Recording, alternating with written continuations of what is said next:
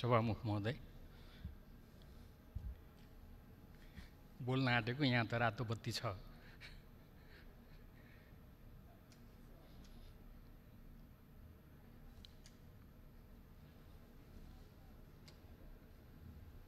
धन्यवाद सभामुख।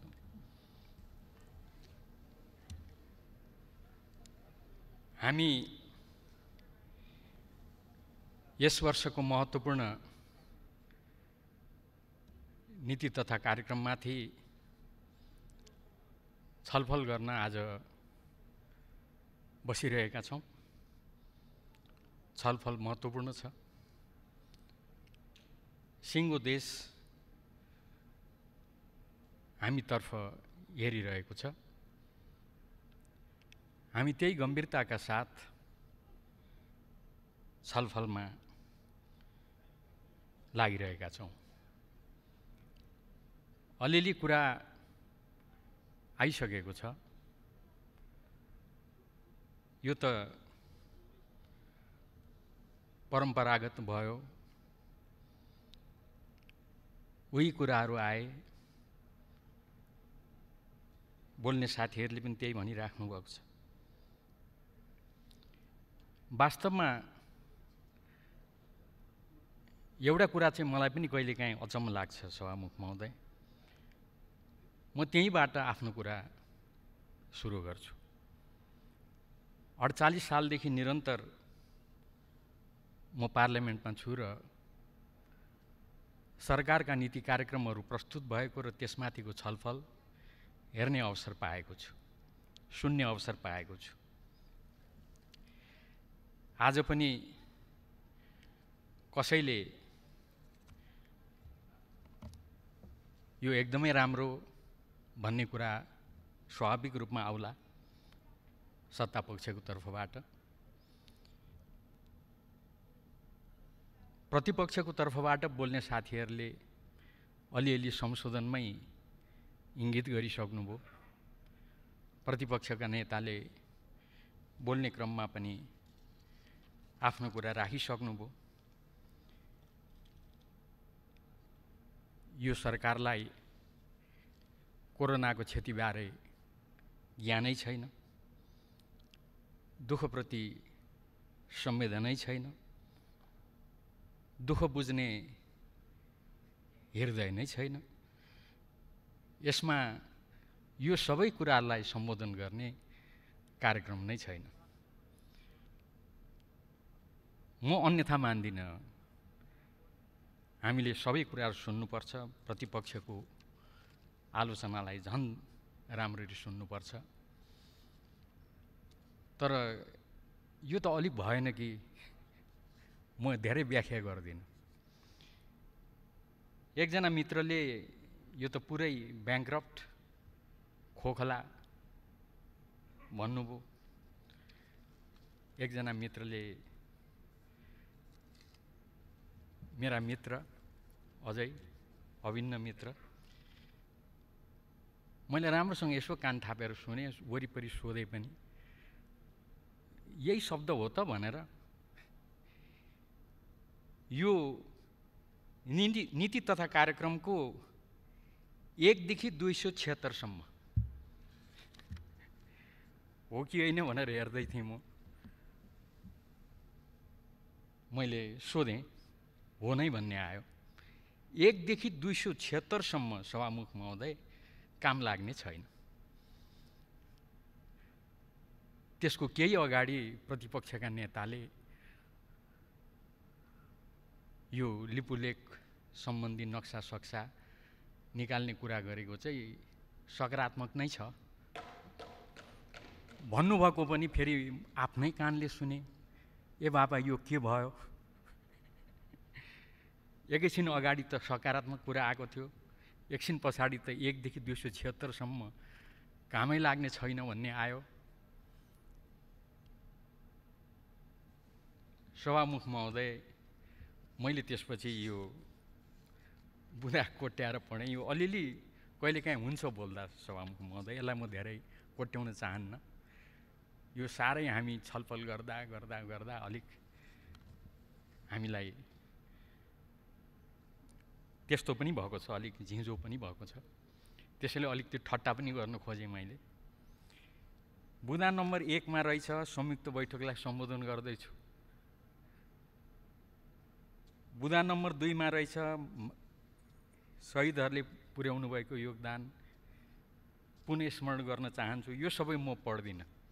अर्थात् मलाई राम्रो थाहा छ उहाँलाई पनि, बोल्ने साथीलाई पनि यो काम लाग्ने कुरै हो, यो नीति कार्यक्रममा उल्लेख भएको भन्ने थाहा छ। तर बोल्दा 1 देखि 276 सम्म कामै लाग्ने छैन भन्ने पर्न पुग्यो। त्यसैले यो छलफल सभामुख महोदय, मैले गएको पालि ठट्टा गरेको थिएँ। फुलको आँखामा फुलै संसार, काँडाको आँखामा काँडै संसार। तर यस्तो नगरेर यथार्थमा उभिएर छलफल गर्न पाउँदा, छलफल गर्दा र एउटा निष्कर्षमा पुग्ने गर्दा राम्रो हुन्छ कि भन्ने कुरा चाहिँ मैले आफ्ना केही कुराहरू राख्नुभन्दा अगाडि मैले सुरुवातमा राख्न चाहेँ। सभामुख महोदय, यो नीति तथा कार्यक्रम आउनुभन्दा अगाडि हामी बीचमा औपचारिक अनौपचारिक छलफलहरू भएका छन्। यसपटकको यो नीति तथा कार्यक्रम कोरोना केन्द्रित हुनुपर्छ, कोरोनालाई सम्बोधन गर्ने खालको हुनुपर्छ, अर्थात् अहिले भइरहेको समस्यालाई सम्बोधन गर्ने हुनु पर्यो। त्यो कोरोनाले धेरैतिर प्रभाव पार्छ, त्यो प्रभावलाई सम्बोधन गर्न सक्ने हुनु पर्यो। हिजोसम्म हामी एकजना व्यक्ति पनि यसबाट क्षति भएको छैन भनेर हामी सबै नै गर्व गरिरहेका थियौँ। किनभने यो कोरोना विरुद्धको लडाइँमा सबै राजनीतिक दल, सिङ्गो देश एक ठाउँमा एकताबद्ध छ। त्यसैले हामी सबै गौरव गरिरहेका थियौँ, गर्व गरिराखेका थियौँ। तर आज एकजनाको क्षति भएको कुरा आइरहेको छ। तर हामी भनिरहेका थियौँ हामीले धेरै ठुलो सफलता हासिल गरेका छौँ। यो कोरोना विरुद्धको यो लडाइँ जटिल छँदैछ, जटिल बन्दैछ। तर यसलाई हामीले कमसेकम पनि अहिले दोस्रो चरणमा सीमित राखेका छौँ। योभन्दा अगाडि गम्भीर बन्न हामी नदिने हाम्रो कोसिस रहन्छ, कोसिस छ, हामी भनिरहेका थियौँ।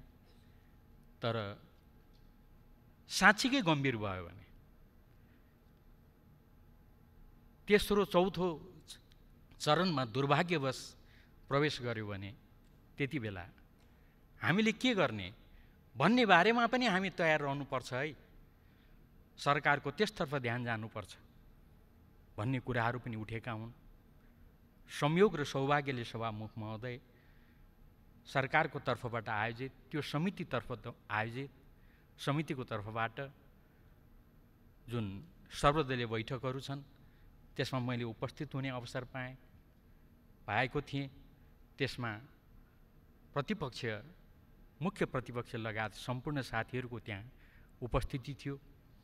बालौटारको बैठकमा पनि म उपस्थित थिएँ। यो सम्पूर्ण सन्दर्भलाई ध्यानमा राखेर अहिले सरकारको नीति तथा कार्यक्रम आएको छ। सिङ्गो देशको माग थियो कोरोना केन्द्रित हुनुपर्छ है नीति तथा कार्यक्रम। मैले माथिदेखि तलसम्म अध्ययन गर्दा पाएँ यो कोरोनामै ध्यान केन्द्रित गरेर नीति तथा कार्यक्रम आएको छ। म त्यसको सन्दर्भमा केही कुराहरू म सभामुख महोदय यहाँ राख्न चाहन्छु। यसले अहिलेको कोरोनाको समस्यालाई सम्बोधन गर्ने प्रयास गरेको छ। यो सबै कुरा नीति तथा कार्यक्रममा उल्लेख छ। म लामो त्यसतर्फ चर्चामा जान चाहन्न।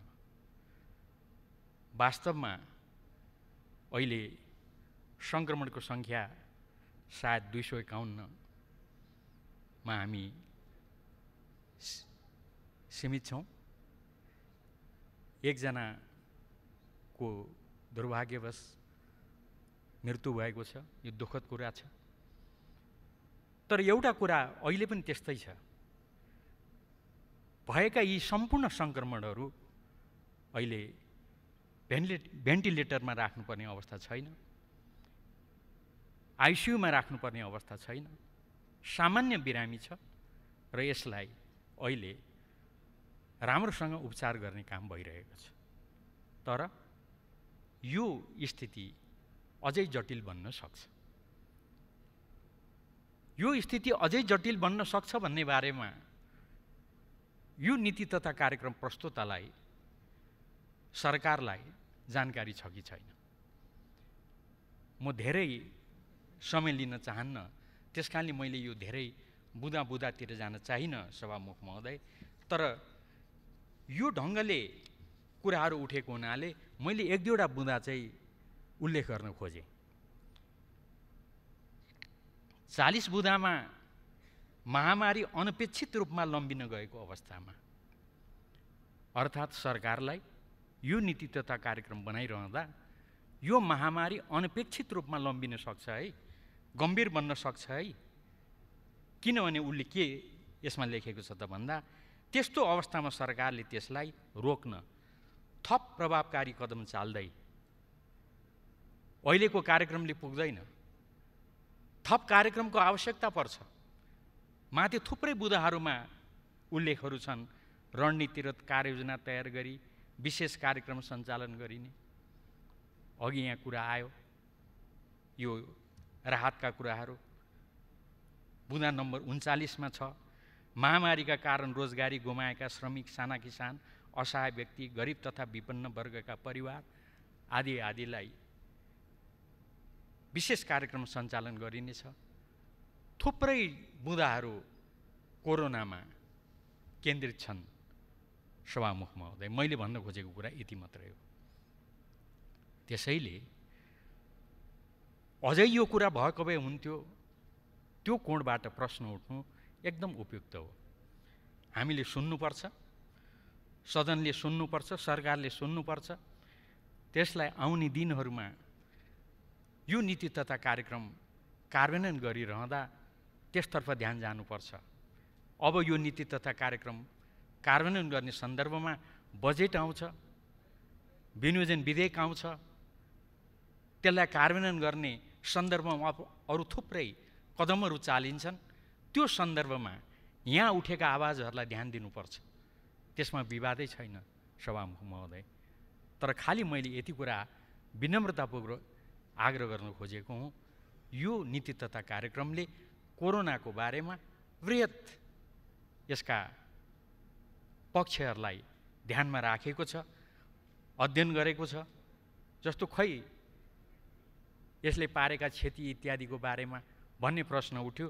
जस्तो बुदा नम्बर 38मा सरकारले यस महामारीले मुलुकको सामाजिक, आर्थिक लगायत राष्ट्रिय जीवनका सबै क्षेत्रमा पारेको प्रभावको अध्ययन गरिरहेको छ। यो अध्ययनको आधारमा हामी थप यसो गर्छौँ भन्ने पनि घोषणा छ। अरू म यसबारेमा समय लिन चाहन्न। मैले आग्रह गर्न खोजेको कुरा खालि के हो त भन्दा, कोरोनाले जे अहिले क्षति पुर्याइरहेको छ त्यसलाई सम्बोधन गर्ने गरेर काम कारबाहीहरू भएका छन्। अहिले तत्कालको लागि यसले कुन कुन क्षेत्रमा प्रभाव पारिरहेको छ त्यसलाई सम्बोधन गर्ने गरेर हामी काम गरिरहेका छौँ। नीति तथा कार्यक्रमले भन्छ त्यसको लागि हामी यो काम गर्छौँ। मलाई लाग्छ यो नीति तथा कार्यक्रममा अरू क्षेत्रसँग सम्बन्धित जति पनि नीति तथा कार्यक्रमको घोषणा गरिएका छन् ती नीति तथा कार्यक्रम यसै कुरालाई ध्यानमा राखेर लक्षित गरिएको छ, केन्द्रित गरिएको छ। यस कुरालाई ध्यानमा राखेर यो तयार गरिएको छ भन्ने मेरो बुझाइ छ सभामुख महोदय। अब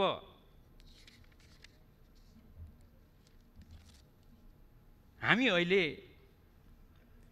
यो सभामुख महोदय नीति तथा कार्यक्रम प्रस्तुत गरिरहेको बेलामा र यसमाथि छलफल चलाइरहेको बेलामा यो नीति तथा कार्यक्रम विगतका सन्दर्भमा विगतका कतिपय कुराहरूलाई निरन्तरता दिएर त्यही जगमा उभिएर यो एक वर्षभरिमा हामी के गर्छौँ भन्ने कुरालाई समेट्दै आउने भएको हुनाले स्वाभाविक रूपमा कतिपय कुराहरू यसमा विस्तृत रूपमा आउने कुरा स्वाभाविक नै हुन्छन्। त्यसलाई त्यही रूपमा लिनुपर्छ भन्ने मलाई लाग्दछ। जस्तो उदाहरणको लागि अहिलेसम्म हामी लोकतान्त्रिक प्रक्रियाका सन्दर्भमा अगाडि बढिरहेको बेलामा अहिले हामी कहाँ आइपुगेका छौँ? अझै एउटा कारणले सभामुख महोदय यो कुरालाई जहिलेसुकै पनि हामीले चर्चाको केन्द्रबिन्दुमा राख्नुपर्छ। किनभने अहिले हामी संविधान सफलतापूर्वक निर्माण गरेर त्यसलाई कार्यान्वयन गर्ने सन्दर्भमा हामी यो ठाउँमा आइपुगेका छौँ। अलिकति अगाडि संशोधनका सन्दर्भहरूमा संविधान संशोधनका कुराहरू पनि आएका छन्। यो सबै सन्दर्भमा सभामुख महोदय हामीले यसको बारेमा चर्चा गर्नुपर्ने हुन्छ। हामी कहाँ आइपुगेका छौँ? स्वाभाविक रूपमा नीति तथा कार्यक्रमले त्यसबारेमा ठाउँ ठाउँमा बुँदागत रूपमा विस्तृत चर्चा गरेको छ। त्यो चर्चा गर्न आवश्यक छ। अझै म त के भन्छु भन्दा हामी सबै मिलेर एकताबद्ध भएर यो संसदमा हुनुभएका सम्पूर्ण राजनीतिक दलहरू, राजनीतिक दलका नेताहरू एक ठाउँमा उभिएर हामीले सफलतापूर्वक संविधान निर्माणको काम सम्पन्न गर्यौँ। हामीले अहिलेसम्मका आन्दोलन र क्रान्तिका उपलब्धिहरूलाई संस्थागत गर्दै संविधान जारी गर्यौँ। संविधान जारी गर्ने सन्दर्भमा केही असन्तुष्टिहरू थिए, त्यसलाई हामीले सम्बोधन गर्ने सन्दर्भमा धेरै प्रयास गर्यौँ, धेरै छलफल गर्यौँ र अन्ततः खुसीको कुरा हो लगभग 3, साढे 3, 4 वर्षभित्रमा ती सम्पूर्ण असन्तुष्टिहरूलाई समेट्दै सिङ्गो देशले संविधानलाई स्वीकार गर्दै अब यही संविधानमा उभिएर हामीले बनाएको यो संविधानलाई टेकेर हामी अगाडि बढ्छौँ भनेर हामी अगाडि बढ्यौँ। जनताले खुसी माने, विवादै छैन। यो संविधान समझदारीको दस्तावेज भएकोले, सम्झौताको दस्तावेज भएकोले अझै पनि हाम्रा कतिपय कुराहरू छन् जसलाई संशोधन गरिनुपर्छ, यसलाई परिमार्जन गर्नुपर्छ भन्ने प्रश्नहरू अहिले पनि उठिराखेका छन्। ती कुराहरूलाई हामीले सकारात्मक रूपमा लिनुपर्छ, त्यसतर्फ हामी सबैको ध्यान जानुपर्छ र छलफल गर्दै हामी टुङ्गोमा पुग्नुपर्छ। छरछिमेकको इतिहास हेर्ने हो भने हामीले धेरै चाँडो यो बिन्दुमा आइपुगेका हौँ। छिमेकी भारतलाई त 10 वर्ष लाग्यो। दक्षिण भारतले भारतको संविधानलाई स्वीकार गरेन 10 वर्षसम्म। तर हामीले यति चाँडै संविधानलाई यो ठाउँसम्म ल्याइ पुर्यायौँ र अहिले हामी सबै मिलेर यसलाई संस्थागत गर्ने सन्दर्भमा स्थानीय तह, प्रदेश तह र केन्द्रीय संसद समेत सबै तहको निर्वाचन सम्पन्न गरेर आवधिक निर्वाचनलाई आधार बनाएर बहुदलीय प्रतिस्पर्धा, लोकतान्त्रिक गणतन्त्रलाई आधार बनाएर त्यही मूल्य मान्यतामा उभिएर सभामुख महोदय हामी अहिले अगाडि बढिरहेका छौँ। कतिपय कुराहरू हाम्रा विमति छन्, तर कतिपय कुराहरूमा भने हामी एक मतोमा छौँ, एकताबद्ध छौँ। संविधान निर्माण गरेर जारी गरेर कार्यान्वयन गर्ने यी समेतका बिन्दुहरूमा सभामुख महोदय हामीले एक भएर यो काम सम्पन्न गरेका छौँ। आउने दिनहरूमा पनि यी कतिपय महत्त्वपूर्ण विषयहरूमा एकताबद्ध भएर अगाडि बढ्नुको विकल्प छैन। यसैले यो सन्दर्भमा सरकारको नीति तथा कार्यक्रमले ठाउँ ठाउँमा यसको बारेमा उल्लेख गरेको छ। यी उल्लेख गरिएका विषयवस्तुहरूको बारेमा, बुँदाहरूको बारेमा मलाई लाग्छ हामी सबै एक छौँ। हामी सबै एक हुनुपर्छ। हामी सबैको एकताबद्ध प्रयासको यो परिणाम हो। सभामुख महोदय, हामीले यसरी अगाडि बढ्ने सन्दर्भमा यो हामी सबैले गर्व गर्नुपर्छ। यो हाम्रो गौरवको विषय हो। तल मधेसमा यो मधेसलाई हामी स्वतन्त्र बनाउँछौँ भन्ने मित्रहरू पनि हुनुहुन्थ्यो। उहाँहरूलाई पनि हामीले प्रक्रियामा ल्यायौँ। यो हामी सबैको प्रयासको परिणाम हो र उहाँहरू यही संविधान अन्तर्गत क्रियाशील हुन्छौँ भनेर उहाँहरू अगाडि बढ्नुभयो। हामी अहिले आइपुग्दासम्म हामीले त्यति काम गरेका छौँ। हामीले मौलिक अधिकार सम्बन्धी कानुनहरू निर्माण गरेका छौँ, जनतालाई मौलिक अधिकारले सम्पन्न तुल्याएका छौँ र ती कानुनहरू कार्यान्वयन गर्दै अहिलेको यो बिन्दुसम्म आइपुगेका छौँ। र यो ठाउँसम्म आइपुग्दा हामीले गर्वका साथ भनेका छौँ, अब यो देशमा शान्ति र प्रजातन्त्रको लागि फेरि आन्दोलन गर्नु पर्दैन। मलाई राम्रो सम्झना छ, यो नीति तथा कार्यक्रमले त्यो शान्ति प्रक्रियालाई चाँडै टुङ्गोमा पुर्याउने कुरा पनि गरेको छ। यस प्रश्नमा पनि यो संसदमा रहेका सम्पूर्ण राजनीतिक दलहरू एक ठाउँमा उभिएका छन्। हामीले बेला बेलामा यस्ता कुराहरू सम्झना राख्नुपर्छ सभामुख महोदय, किनभने जनतालाई हामीले सकारात्मक सन्देश प्रसारित गर्नुपर्छ। हामीले यति राम्रो काम गरेका छौँ भनेर भन्नुपर्छ, होइन जनतामा सकारात्मक सन्देश यसरी बेला बेलामा गएन भने जनतामा निराशा फैलिन्छ। हामीले स्थापित गरेको प्रणालीप्रति निराशा उत्पन्न हुन्छ, त्यस्तो हुन दिनु हुँदैन सभामुख महोदय। हामी सबैले लडेर आज भन्न सक्ने अवस्थामा छौँ, अब शान्ति प्रक्रियाको लागि, पुनर्स्थापनाको लागि, शान्ति स्थापनाको लागि र प्रजातान्त्रिक मूल्य र मान्यता स्थापना गर्नको लागि अब कसैले पनि आन्दोलन गर्नु पर्दैन। हामीले गर्वका साथ भनेका छौँ। यसो भनिरहँदा यहाँ हाम्रा दलहरू हुनुहुन्छ, दलका नेताहरू हुनुहुन्छ, म कसैको नाम नलिकन यति मात्रै भन्न चाहन्छु, त्यो निरङ्कुशता विरुद्धको आन्दोलनमा जहाँ यो सिङ्गो संसद, यहाँ रहेका दलहरू एकताबद्ध हुनुहुन्थ्यो, एक डिक्का हुनुहुन्थ्यो, यही कारणले गर्दा हामी यो बिन्दुसम्म आइपुगेका छौँ।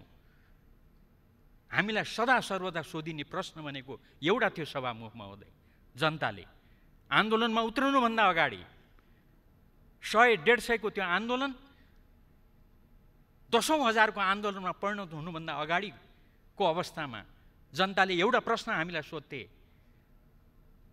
तिमीहरू आन्दोलन गर्ने भन्छौ प्रजातन्त्रको लागि, शान्ति स्थापनाको लागि, फेरि केही वर्ष पछाडि भएन फेरि आन्दोलन गर्नु पर्यो भन्छौ, हामी सधैँ आन्दोलन गरिराख्ने? त्यति बेला यी दलहरूले, दलका नेताहरूले हामीले जनतालाई भनेका थियौँ, अब यो आन्दोलन पश्चात हामी शान्ति स्थापित गर्छौँ, शान्ति प्रक्रियालाई टुङ्गोमा पुर्याउँछौँ, लोकतन्त्रलाई स्थापित गर्छौँ र फेरि लोकतन्त्र र शान्ति स्थापनाको लागि आन्दोलन गर्नु पर्दैन। यो तपाईहरुलाई हाम्रो वचन हो। दलहरूले, हाम्रा नेताहरूले, हाम्रो यी पार्टीहरूले दिएको त्यही प्रतिबद्धता र वचनबद्धता अनुरूप हामीले निरङ्कुशता विरुद्धको आन्दोलन सफल बनायौँ। शान्ति प्रक्रियाकै एउटा महत्त्वपूर्ण भागको रूपमा संविधान सभा स्थापित गर्यौँ। एक पटक होइन, 2 पटक संविधान सभा बनायौँ र त्यो संविधान सभाबाट संविधान बनाएर पहिलो पटक नेपालको इतिहासमा जनताले जनताको लागि संविधान बनायौँ र त्यसलाई कार्यान्वयन गर्ने सन्दर्भमा हामीले सगर्व घोषणा गर्यौँ, सभामुख महोदय, अब यो देशमा परिवर्तनको लागि कसैले पनि आन्दोलन गर्नु पर्दैन, शान्ति स्थापनाको लागि आन्दोलन गर्नु पर्दैन। अब शान्ति प्रक्रियाको अलिकति बाँकी काम, जसको लागि हामी सबै मिलेर लागिरहेका छौँ, विश्वास छ यही सदनमा त्यस सम्बन्धी कानुन विधेयक आउनेछ, त्यो विधेयक आएर हामी पास गर्नेछौँ र शान्ति प्रक्रियाको बाँकी काम 2 वर्षभित्रमा पुरा हुन्छ भन्ने हामीलाई विश्वास छ। यही विश्वास यो नीति तथा कार्यक्रममा पनि प्रस्तुत भएको छ। सभामुख महोदय, मैले यति कुरा अलिकति समय लिएर भन्नुको कारण कमसेकम यो कुरा हामी राजनीतिक दलहरूले, सिङ्गो संसदले जनतालाई बेला बेलामा हामीले यति काम साझा ढङ्गले सम्पन्न गरेका छौँ, साझा ढङ्गले सम्पन्न गरेर प्राप्त गरेका यी उपलब्धिहरूलाई हामी यताउति हुन दिने छैनौँ, अलिकति पनि हल्लिन दिने छैनौँ भनेर बेला मौकामा भन्नुपर्छ कि भन्ने आग्रह सभामुख महोदय मैले गर्न खोजेको हुँ।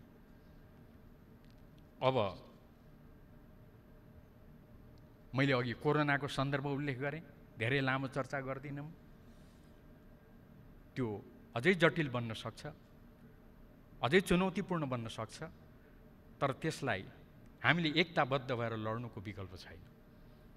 खुसीको कुरा हो, म सरकारको सत्ता पक्षको तर्फबाट, हामी सबैको तर्फबाट म प्रतिपक्ष लगायत सबै साथीहरूलाई फेरि धन्यवाद दिन्छु। कोरोना विरुद्धको लडाइँमा हामी सबै एक हुन सकेका छौँ। यसलाई निरन्तरता दिएर कोरोना विरुद्धको लडाइँमा हामी एक भएर लागौँ, यही आग्रह छ र नीति तथा कार्यक्रमले यही कुरालाई प्रस्तुत गर्न खोजेको छ। सभामुख महोदय, हामीले परिपूर्ण लोकतन्त्रका आधारभूत विशेषताहरूसहित केही कुराहरू चर्चा गरेका छौँ। म यसलाई धेरै व्याख्या गर्न चाहन्न। संविधानका प्रस्तावनामा जे कुरा उल्लेख गरेका छन् त्यसैका मूलभूत कुराहरूलाई यो राजनीतिक दस्तावेजले, नीति तथा कार्यक्रमले ठाउँ ठाउँमा उल्लेख गर्न खोजेको छ। सार्वजनिक दस्तावेज भएपछि टिप्पणी हुनुलाई म अन्यथा मान्दिनँ, तर यो एउटै कारणले आएको। बेला बेलामा होइन यो सत्तापक्ष सरकार अधिनायकवादी भयो नि भनेर त आउने गरेकै हो नि। कसले त्यो टिप्पणी गर्नुभयो अहिले मलाई सम्झना भएन। आलोचना चाहिँ आएकै हो, थामी नसक्नु आएको सभामुख महोदय। अनि यो नीति तथा कार्यक्रमले ती लोकतन्त्रका आधारभूत विशेषताहरूको बारेमा आफ्नो प्रतिबद्धताहरूलाई जाहेर गर्नु परेन सभामुख महोदय। त्यही कुरा गरिएको। साह्रै राम्रो भएछ, यो बुदामा यस्तो गरिएछ, धन्यवाद भन्ने आउँछ कि भनेको धेरै साथीहरू बोल्न बाँकी हुनुहुन्छ, आउँदै होला।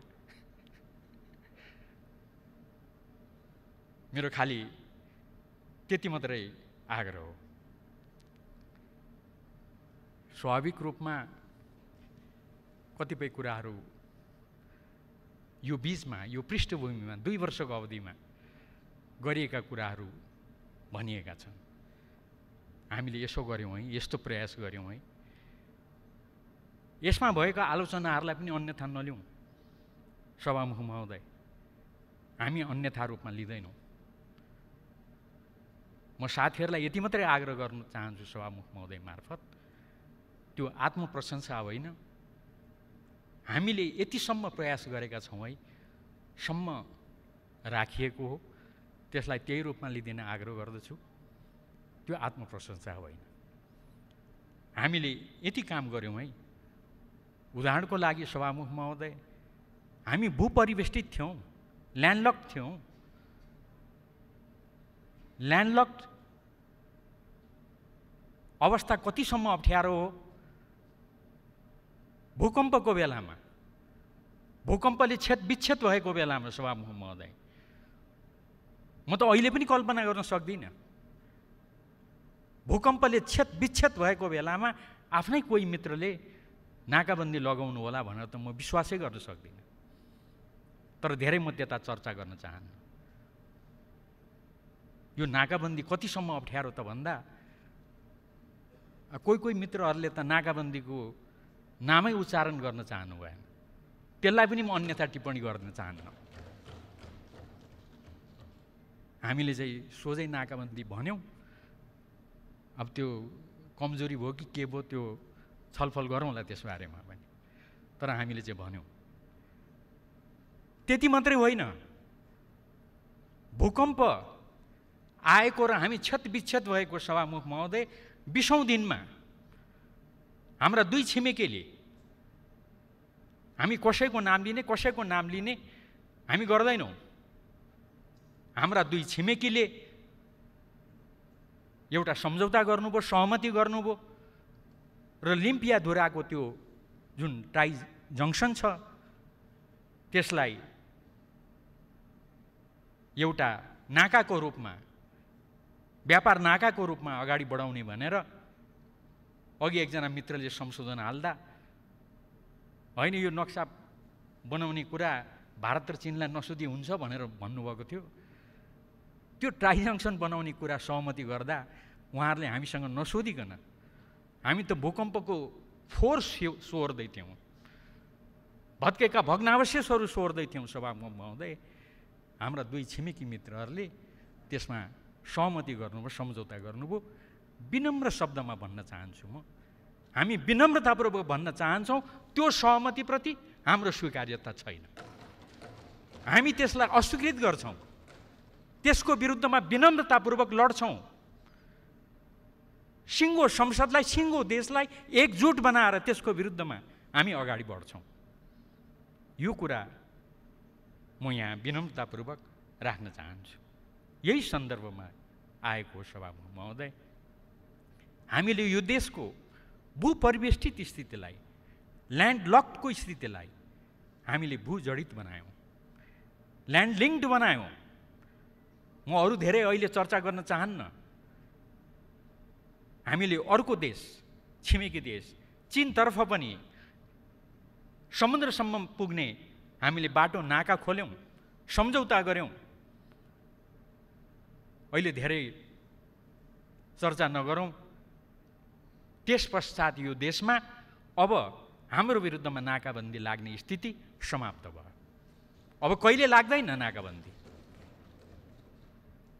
यति कुरा हामी सबैको प्रयासबाट, जनताको समर्थनबाट हामीले गरेका हौँ। यो कुरा थोरै उल्लेख छ नीति कार्यक्रममा। यो आत्मप्रशंसा होइन।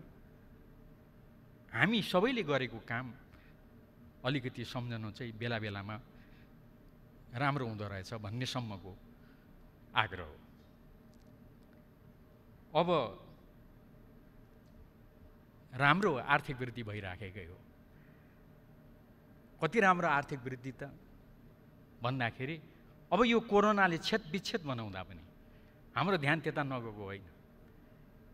कोरोनाले छेदविच्छेद गर्दा पनि विश्वका ठुला ठुला आर्थिक शक्तिहरू जिरो होइन माइनसमा जाने स्थिति छ। तर यो बीचको हाम्रो जुन आर्थिक वृद्धि छ, जुन अवस्था र आधार हामीले तयार गरेका छौँ, हाम्रो स्थिति माइनसमा पनि जाने होइन, कमसेकम 2 पोइन्ट समथिङको प्लसमा नै हामी हुन्छौँ भन्ने विज्ञहरूको टिप्पणी छ। हामीले यसको बारेमा चर्चा गर्न चाहेका छौँ। अब मैले अघि नै भने कोरोनासँग लड्दै जाँदा कतिपय आधारहरू तयार गर्दै जाने, तयार हुँदै जाने स्थिति छ। स्वास्थ्यको बारेमा साह्रै बृहत चर्चा छ। म त्यता छुस्स चर्चा मात्रै गर्न खोजेको हुँ। जस्तो उदाहरणको लागि हामीले यही सन्दर्भमा कोरोनासँग लड्दै त्यसको सन्दर्भमा स्वास्थ्यका आधारशिलाहरू तयार गर्दै विगतका प्रयासहरूलाई निरन्तरता दिँदै विकास गर्दै अगाडि बढिरहँदा हामीले भन्यौँ अब निरोगी नेपाल निर्माण गर्नुपर्छ, निरोगी नेपालको निर्माण हुन्छ। हामीले त्यो आधारको बारेमा हाम्रो नीति तथा कार्यक्रममा चर्चा गऱ्यौँ। यसको बारेमा छलफल गरेर हामी एउटा निष्कर्षमा पुग्नुपर्छ। निरोगी नेपाल निर्माण गर्ने हाम्रो एउटा प्रतिबद्धता, यो बुँदा नम्बर 43मा यसको उल्लेख छ। यो धेरै महत्त्वपूर्ण छ। यो सबै कुरा कोरोनाले पारिराखेको जुन नकारात्मक प्रभावहरू छन्, त्यो प्रभावलाई सम्बोधन गर्ने सन्दर्भमा यी आधारहरू तयार भएका छन्। सभामुख महोदय, मैले यति कुरा विनम्रतापूर्वक निवेदन गरेँ। अनि यही सन्दर्भमा चिनौ आफ्नो माटो, बनाऊ आफ्नै देश, यस्ता अभियानहरू पनि सञ्चालन हुनुपर्छ भनेर नीति तथा कार्यक्रममा उल्लेख गरिएको छ। हाम्रा आधारहरूलाई बलियो बनाउनको लागि, ठोस आधारहरू तयार गर्न नै यस्ता कार्यक्रमहरू, अभियानहरू अगाडि सारिएका हुन्। यसको बारेमा मैले धेरै व्याख्या गरिराख्नुपर्छ भन्ने मलाई लाग्दैन। जस्तो रोजगारी, आय आर्जन इत्यादि खै त भन्ने कुराहरू पनि आएका छन्। म धेरै त्यसतर्फ नजाउँ। जस्तो उदाहरणको लागि बुँदा 90मै अब कोही भोकै पर्दैन, भोकले कोही मर्दैन। बुँदा नम्बर 90मा यो अभियानको उल्लेखका साथ यसको बारेमा चर्चा गरिएको छ। आय आर्जनको कार्यक्रमको बारेमा, रोजगारी व्यवस्थाको बारेमा उल्लेख गरिएको छ। यो धेरै महत्त्वपूर्ण छ। खै कृषिको बारेमा आयो कुरा, साह्रै बृहत रूपमा विस्तृत रूपमा चर्चा गरिएको एउटा विषयमा कृषि पनि मैले देखेको छु। म त्यसलाई व्याख्या गरेर समय लिन चाहन्न सभामुख महोदय। कृषिलाई थप आधुनिकरण होइन, थप आधुनिकरण। हिजोदेखि नै आधुनिकरण गर्दै ल्याएका हौँ हामीले, हामी सबैले। त्यसलाई हामीले के भन्यौँ त भन्दा थप आधुनिकरण, यान्त्रिकरण, विशिष्टीकरण। अनि एउटा अभियान पनि हामीले यसमा जोड्यौँ। व्यवस्थित रूपमा अभियानको रूपमा यसलाई लैजाउँ। स्वदेशी वस्तुको उपयोग गरौँ, आन्तरिक उत्पादनलाई प्रोत्साहन गरौँ। बुँदा नम्बर 79 यसलाई अभियानको रूपमा अगाडि बढाउँदा र यसलाई जोड्दा हाम्रो यो जुन अभियान छ त्यो महत्त्वपूर्ण हुन्छ र सशक्त हुन्छ भन्ने छ। थुप्रै छन्।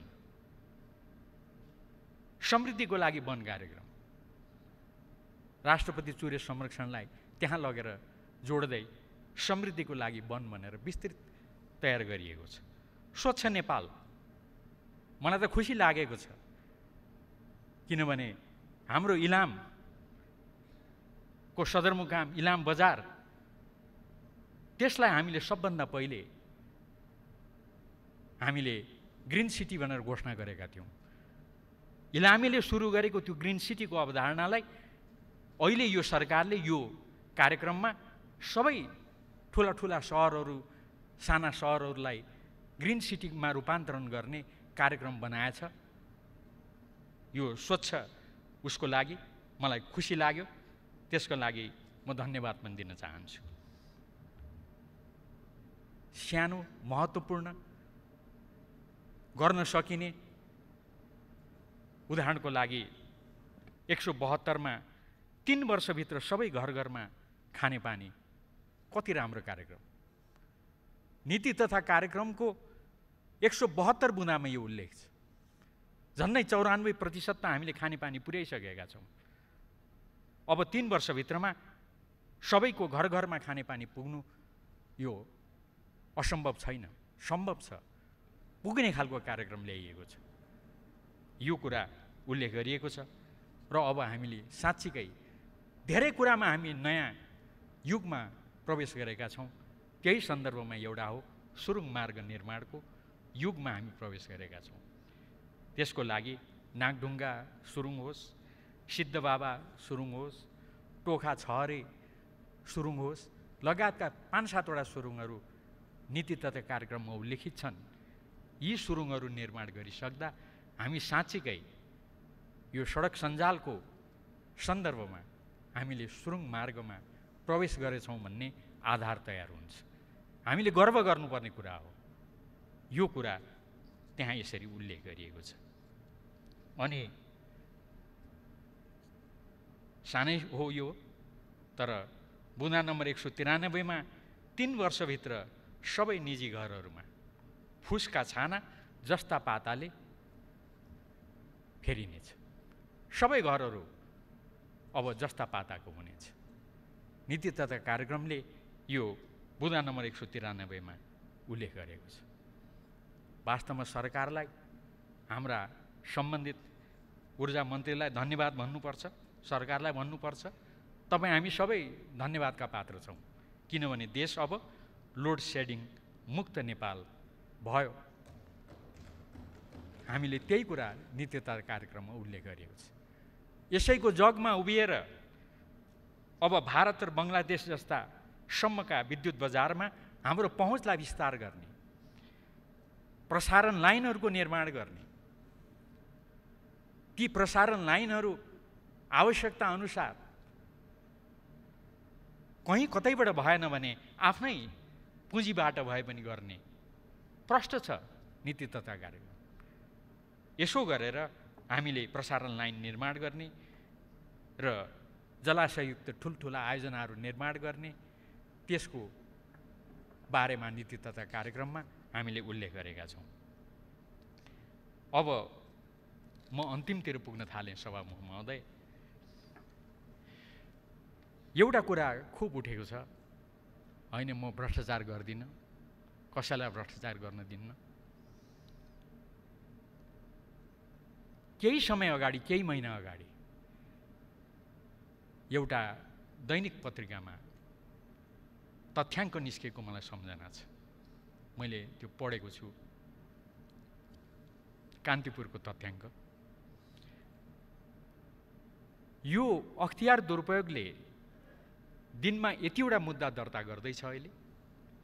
यो वर्षभरिमा अख्तियार दुरुपयोगले यति मुद्दा दर्ता गरेछ। राम्रो अध्ययन गरेर कान्तिपुरले प्रकाशनमा ल्याएको छ। मैले त्यति बेला टिप्पणी गरेँ, यो त राम्रो भयो। तर गजब सभामुख महोदय, हेर्ने त दुईटा दृष्टिकोण हुँदो रहेछ। केही साथीहरूले के भने त त्यसकै भोलिपल्ट भन्दा, हेर भ्रष्टाचार त कति बढेछ।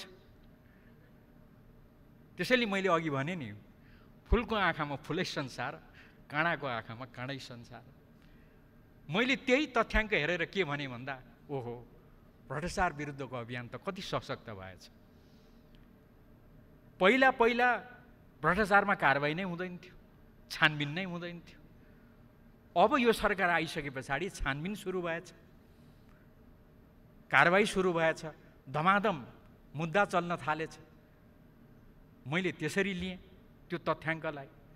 तर त्यो तथ्याङ्कलाई होइन भ्रष्टाचार त बढेछ भन्ने रूपमा पनि लिन मिल्दो रहेछ, त्यसरी प्रचार भयो।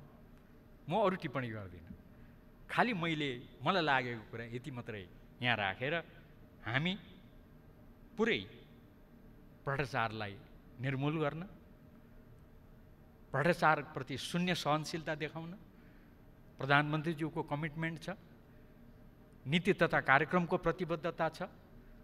त्यो प्रतिबद्धता अनुसार यो सरकारले गरेकी गरेन भनेर आउने दिनहरूमा यही नीति तथा कार्यक्रमलाई आधार बनाएर प्रश्न गर्न पाउने ठाउँ हामीले बनाएका छौँ। विवादै छैन, हामीले यो प्रतिबद्धता जाहेर गरेका छौँ। अब हामीले हाम्रो गाउँघरमा एउटा छ भनाइ सभामुख महोदय, गरिबलाई ऐन, धनीलाई चैन। म कतै कतै कुनै प्रसङ्गहरू उल्लेख नगरिकन भन्छु, अहिलेको समयमा हामीले हाम्रो नेता पर्नुभयो कि हाम्रा मन्त्री पर्नुभयो कि यो तहमा काम गरेका साथी पर्नुभयो कि भनेर छुट्याएर होइन। संविधान, कानुन, नियम बमोजिम कानुनलाई आफ्नो बाटो लिने मौका दिउँ, कानुन बमोजिम जे हुन्छ त्यो गरौँ, त्यो मार्ग प्रशस्त गर्ने काम गरेको छौँ। त्यही अनुसार अहिले कोही काखा कोही पाखा होइन, जोसुकै माथि कारबाही भएको छ। म नाम लिएर व्याख्या गरिराख्न चाहन्न। त्यसैले अहिले सामान्य गाउँघरका नेपालीहरूमा होइन यो गरिबलाई ऐन धनीलाई चैन त होइन, अहिलेको सरकारको बेलामा सबैलाई बराबरी ऐन लाग्दो रहेछ भन्ने भनाइ अब अहिले देखिएको छ। हामीले त्यो व्यवहारमा आत्मसात गर्न खोजेका छौँ। यही कुरा हाम्रो यो नीति तथा कार्यक्रमले प्रतिबद्धता जनाएको छ। हामीले कोही व्यक्ति कुन ठाउँमा छ भनेर हेरेनौँ, कानुन बमोजिम चल्नुपर्छ भनेर अगाडि बढ्यौँ। यो निरन्तर जारी रहन्छ, यति कुरा म राख्न चाहन्छु।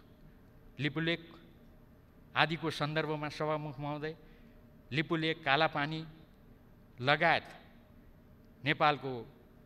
यो नेपालको भूमि हो। यो नीति कार्यक्रममा उल्लेख छ, यो साह्रै महत्त्वपूर्ण छ।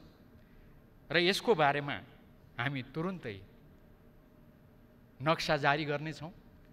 यो जे छ त्यो नक्सा जारी हुन्छ, नीति कार्यक्रममा उल्लेख गरिएको छ। म यति मात्र टिप्पणी गरौँ, नेपालको इतिहासमा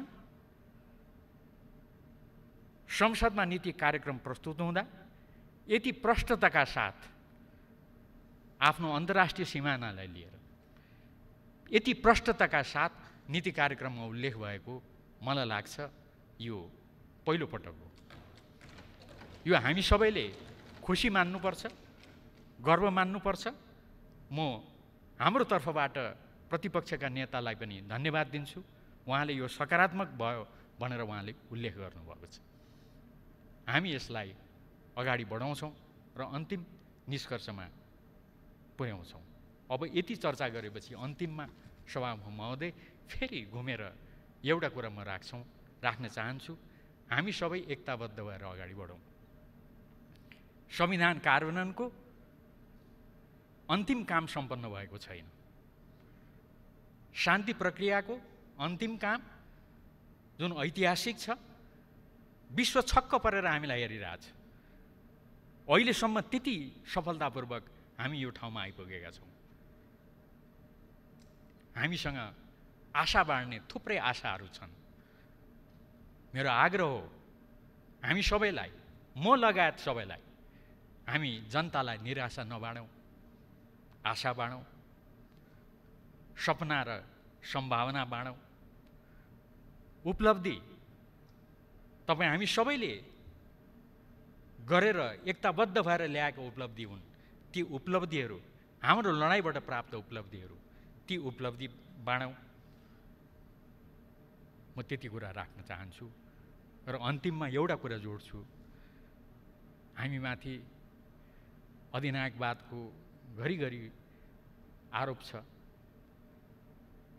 म त्यसलाई लामो नतन्काइकन यति मात्रै भन्छु, अधिनायकवादले सभामुख महोदय होइन यो कानुनमा त यस्तो छ भन्दा त्यो कानुनलाई संशोधन गर्न तयार भएर अगाडि बढ्छ।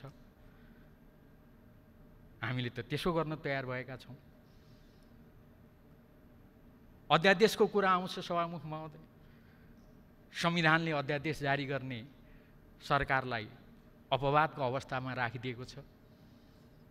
अध्यादेशको बारेमा प्रसङ्ग उठ्दा सरकार अध्यादेश फिर्ता लिन्छ। प्रतिपक्ष लगायत सबैको, सम्बन्धित सबैको कुरा सुनेर यो गरेको हो। अधिनायकवादले यसरी कुरा सुन्ने गर्छ। कोरोना लगायत लिम्पियाधुरा समेतका विषयहरूमा सँगै बसेर छलफल गर्छ। छलफल अनुसार यसरी अगाडि बढ्न हामी तयार छौँ भन्छ। अधिनायकवादले यसरी छलफल गर्दै अगाडि बढ्ने कुरामा विश्वास गर्छ? गर्दैन सभामुख महोदय। त्यसकारणले मेरो आग्रह के हो त भन्दा, ठिक छ, संविधान, कानुन र लोकतान्त्रिक मूल्य र मान्यतालाई व्यवहारमा उतार्दै अगाडि बढ्ने क्रममा आलोचना हुन्छन्, टिप्पणी हुन्छन्, त्यसलाई हामी स्वीकार्छौँ, प्रतिपक्षलाई सम्मान गर्छौँ। मैले अन्तिममा एउटा मलाई साह्रै घत लाग्ने कथा हो।